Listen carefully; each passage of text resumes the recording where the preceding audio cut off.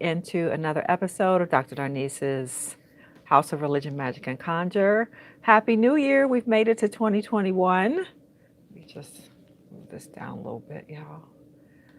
Um, Welcome to 2021. You know, we're all grateful to be out of 2020, but also we are a little bit skeptical looking at 2021, like, okay, don't start no mess.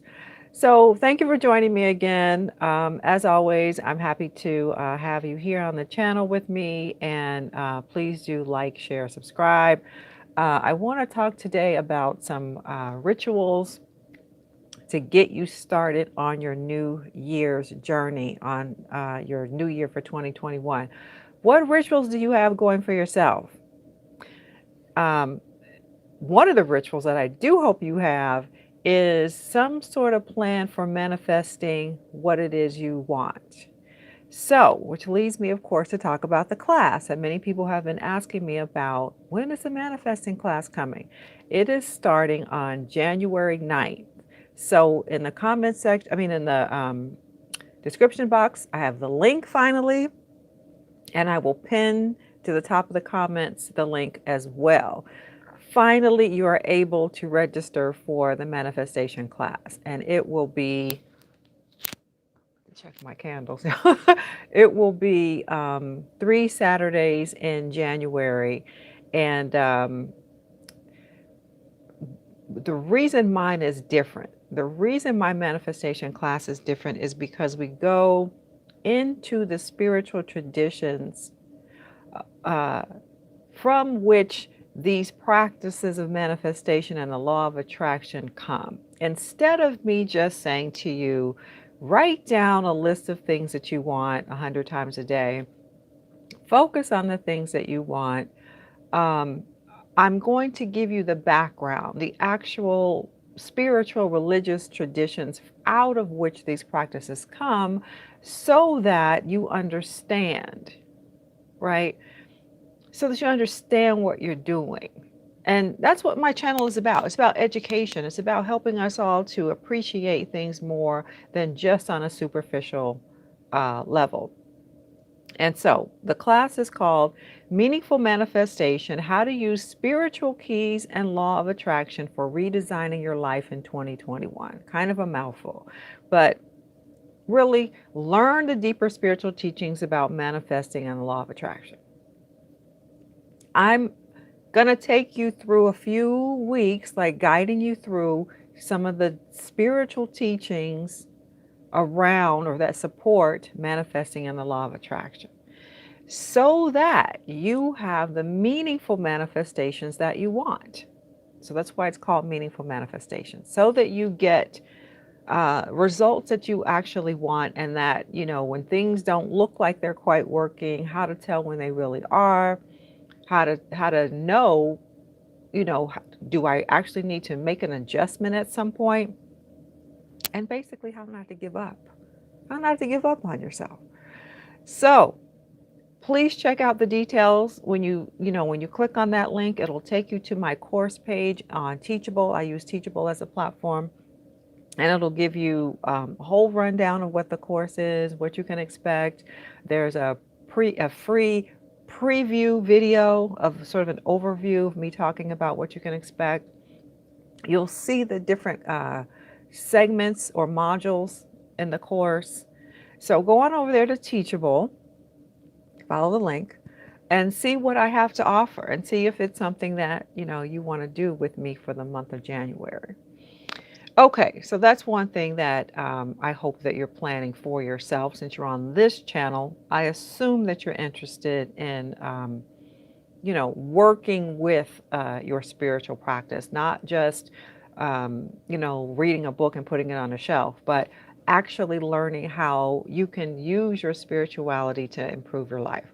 So one thing you might notice is I've got these two candles burning behind me, and one of them is really just dancing along. I've got an orange candle and a green candle. Now, I haven't talked specifically about candle magic in a while here, but you can certainly find those videos. A orange candle is for road opening. It's I think you can see that it's orange and not red. It's orange. And this one I got from a Botanica here in LA. So it is, um, it's already dressed. It's already got some wording on it because I got it from a Latino Botanica. And so, they've been doing these practices, for a long, long time as well, coming out of traditions like Lucumí and Santeria, their own folk traditions out of Mexico, Guatemala. People have their own folk traditions all over the world. And so you'll find in a lot of major cities that you'll find these botanicas that are essentially Spanish speaking people who have their magical supplies. And they've been had them. But people who don't know, they just pass by it or they say, oh, that's some old wives' tale or something that doesn't really work because they don't understand how magic works. And next to that is the green candle. So I'm just sharing with you some of the things that I'm doing at the beginning on January 1, some of the things that I'm setting in motion for myself as I ask you, what practices and rituals do you have for yourself going on as we begin this new year? It's all symbolic, right? But we set our intentions for things and it helps us to focus and it helps us to manifest. The fact that we do this, we do this anytime, but we do this on January 1 is symbolic of turning a new leaf, of doing something, getting a fresh start. We say January 1 is our new year, but Chinese have a different new year. Muslim people have another new year. We in the West say January 1 is our new year. And so we go through these rituals. Humans love ritual. So I'm just inviting you in to see some of my rituals and inviting you to create some that are meaningful for you, right? The class is about you getting manifestations that are meaningful to you. This video is about you doing some things that will lead you to what's meaningful to you. So I have the green I often do the green and the orange together. The green is for money and abundance. Right, so at the beginning of the new year, a lot of Black people from our folk traditions, people cook black-eyed peas and greens and collard greens, or some kind of greens, right? So they have green, and then they have black-eyed peas. The black-eyed peas represent coins, and the greenery represents abundance, or abundance of the land or money. So these are just different rituals that maybe you've already been participating in and maybe didn't even know why. Why did grandma and them always have us eat black-eyed peas and greens on January 1? It's a tradition that's been passed down, sometimes without the story, so we don't know. But you might be eating that today. You might be eating that this week. Or if somebody made a whole big pot of this stuff, you might be eating that all week long. But anyway, so I burned the two of them together, the green and the orange, open the pathway to more money. Open the pathway to more abundance coming into my life. That's really what the green and the orange are together. Now, you could say you want to have a new relationship, a new love come into your life, and you could have a green one and a red one. The red would be for love, for passion, for heightened sexuality and sensuality. So you might have the orange and the red together. The green could also be for, like a new job or something too, not just, somebody handing you cash money, but, opportunity so that you get more money. So that's what I got going on over here. Also with my, my higher chakra stone, the amethyst and the selenite, which are always there. And the green stone, the aventurine, which is, green for the money, green for the money. So what do you got going on for yourselves? Also, one ritual that we do, many of us anyway, I know a lot of Black people do, is the cleaning. You got to clean. Some people clean New Year's Eve so that you begin the new year with a clean house already. Some people, like we spend all day on New Year's Day cleaning everything really well. And that's also why you have the pot of beans, cooking, because you're not cooking, you are cleaning, and then you can have something to eat because it's been slow cooking all day. But so I wanted to remind you about the Florida water. If you are doing a cleaning, a good cleaning, people make floor wash out of Florida water, right? And so this is, the very well-known brand, Murray and Lemon Florida water, which you can get a lot of different places, certainly at a Botanica.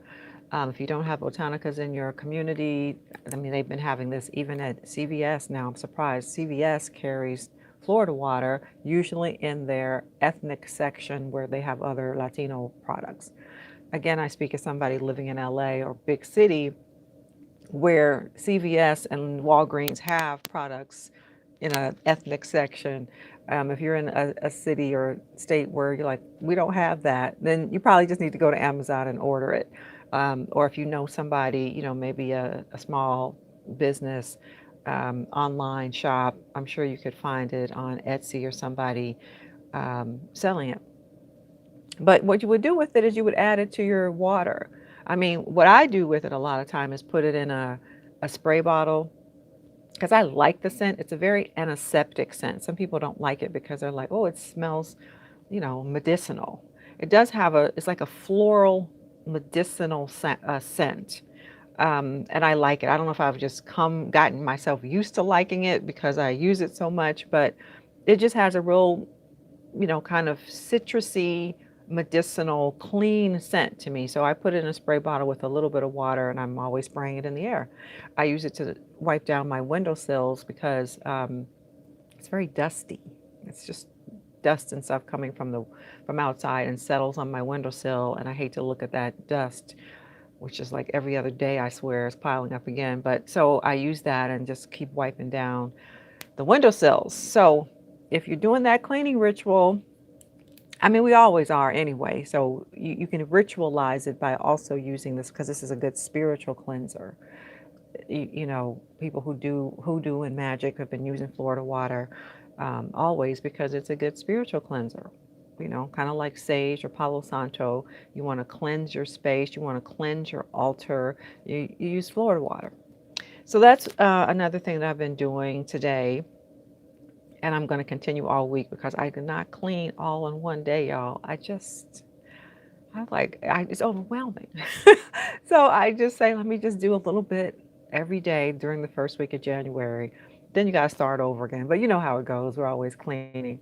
Um, Also, your altar, refresh your altar. Have you been keeping up your altar work?